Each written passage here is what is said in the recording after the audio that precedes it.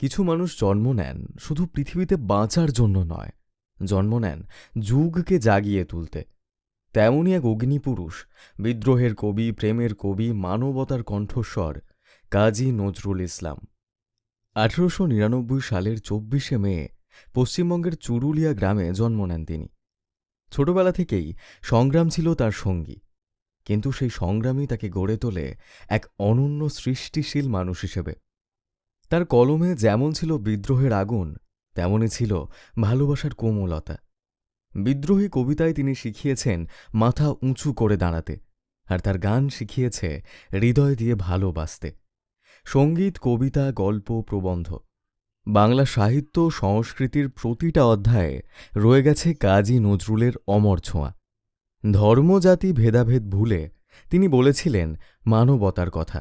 তার কণ্ঠ আজও আমাদের শেখায় সাম্য, সাহস আর স্বাধীনতার মানে। আজ তার জন্মদিনে শ্রদ্ধা, ভালোবাসা ও কৃতজ্ঞতায় স্মরণ করি আমাদের চিরবিদ্রোহ কবি কাজী নজরুল ইসলামকে।